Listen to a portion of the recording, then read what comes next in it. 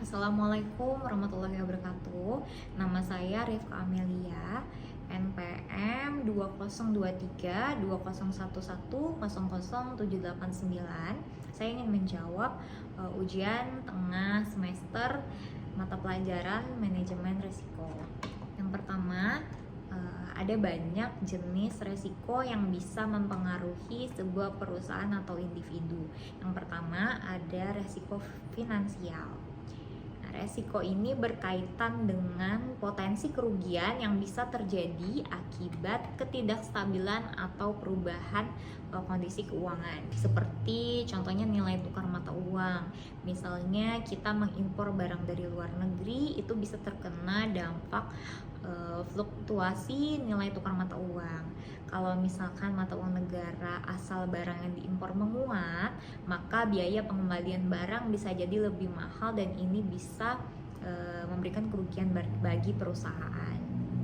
Dan resiko finansial ini bisa terjadi karena utang perusahaan yang tidak terkendali atau investasi yang tidak menguntungkan.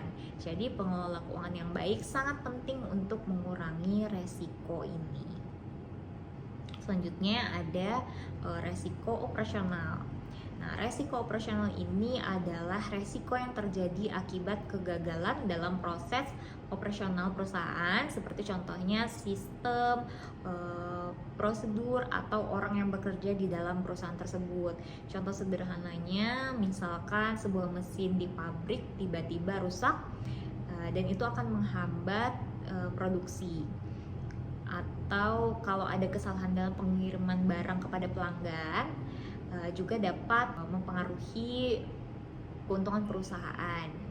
Dan resiko ini juga pasti menyebabkan kerugian finansial atau bahkan juga dapat merusak reputasi perusahaan. Nah, selanjutnya ada resiko reputasi. Ini adalah resiko yang timbul ketika perusahaan mengalami kerugian citra di mata publik atau pelanggan.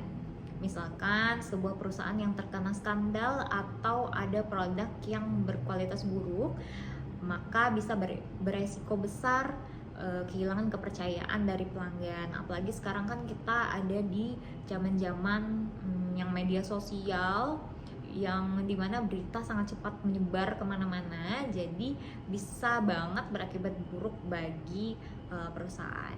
Nah, selanjutnya ada resiko lingkungan. Nah, resiko lingkungan ini berhubungan dengan potensi kerugian yang disebabkan oleh perubahan atau kerusakan lingkungan. Misalkan perusahaan yang berada di daerah banjir, rawan banjir, atau perusahaan yang berada di daerah rawan gempa. Tentu saja bisa mengakibatkan kerusakan pada fasilitas perusahaan dan juga dapat menyebabkan gangguan pada operasional perusahaan. Setelah itu ada resiko keamanan. Nah, resiko ini berkaitan dengan ancaman terhadap data, informasi, atau sistem yang dimiliki oleh perusahaan. Contohnya serangan cyber yang merusak sistem IT perusahaan atau pencurian data pelanggan. Nah, sekarang itu sangat banyak marak terjadi karena kita juga sudah menggunakan transaksi digital. Jadi tentunya resiko serangan cyber ini menjadi sangat tinggi. Setelah itu ada risiko strategis. Nah, resiko ini muncul karena kesalahan dalam perencanaan atau pengambilan keputusan strategis. Misalnya jika sebuah perusahaan mengambil strategi yang tidak sesuai dengan kondisi pasar saat ini, atau tidak dapat beradaptasi dengan perubahan tren atau tidak dapat mengikuti tren, maka perusahaan bisa kehilangan daya saing dan mengalami kerugian besar. Dan yang terakhir ada resiko hukum. Nah, resiko ini muncul ketika perusahaan terlibat dalam masalah hukum seperti sengketa kontrak, pelanggaran hak paten, dan juga masalah kepatuhan terhadap peraturan pemerintah. Misalnya yang belum lama ini terjadi itu masalah penahanan ijazah karyawan di sebuah perusahaan, dan itu tentunya melanggar hukum ketenaga kerjaan.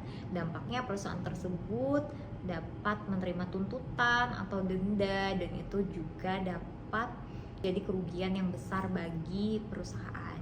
Dan yang kedua ada studi kasus. Sebuah perusahaan melakukan program promosi untuk meningkatkan penjualan produk dengan memberikan bonus tambahan berupa 1 dus gratis bagi setiap pembelian 5 dus oleh pelanggan. Dan tujuan dari promosi ini adalah mendorong pelanggan membeli lebih banyak produk dan meningkatkan penjualan. Nah, meskipun tujuan promosi ini pastinya bagus, ada beberapa resiko juga yang dapat muncul akibat pelaksanaan promosi tersebut. Yang pertama, resiko stok atau persediaan barang. Karena pelanggan mendapatkan bonus 1 dus setiap pembelian 5 dus barang, maka resiko kekurangan bahkan kehabisan stok bisa sekali terjadi jika dalam proses program ini tidak dapat dikendalikan dengan baik. Jika banyak pelanggan yang tertarik dengan promosi ini, stok produk di gudang bisa cepat habis, terutama jika perusahaan tidak menyiapkan stok yang cukup untuk memenuhi kebutuhan pelanggan. Dan ada juga langkah-langkah analisa dan juga pencegahannya.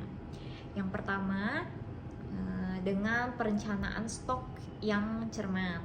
Jadi sebelum meluncurkan program promosi ini, perusahaan juga harus memperkirakan jumlah stok yang dibutuhkan berdasarkan analisis penjualan sebelumnya dan memungkinkan potensi lonjakan permintaan akibat promosi. Dan juga yang pastinya peningkatan produksi.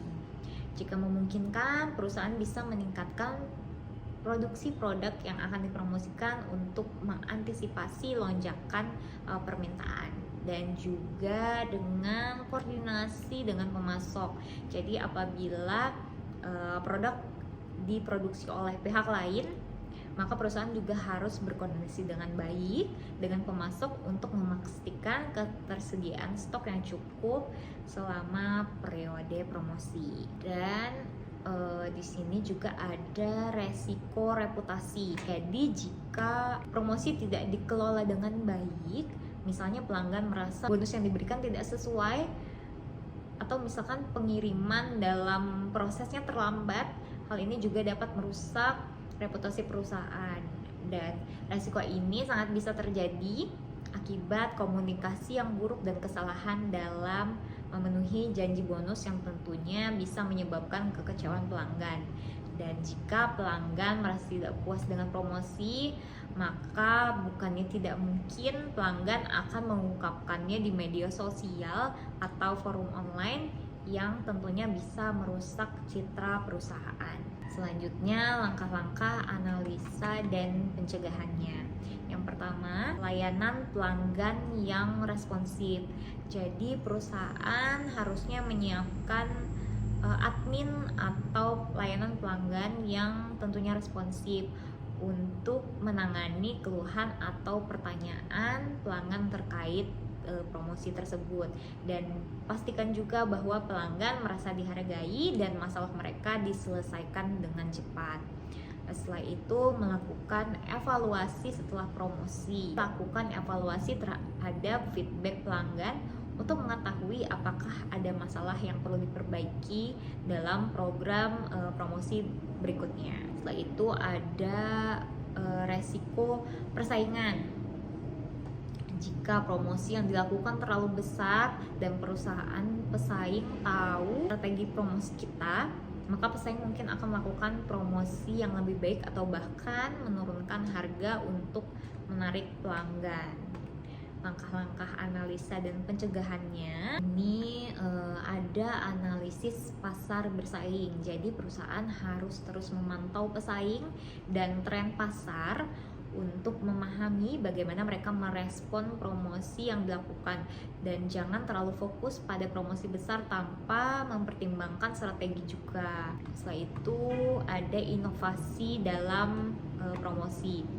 Jadi jangan hanya mengandalkan satu jenis promosi, kita harus melakukan variasi dalam promosi, misalkan dengan memberikan program loyalty atau bundling produk agar tetap menarik bagi pelanggan meski ada pesaing juga. Jadi program promosi beli 5 dus dapat 1 dus ini sebenarnya memang bisa meningkatkan penjualan.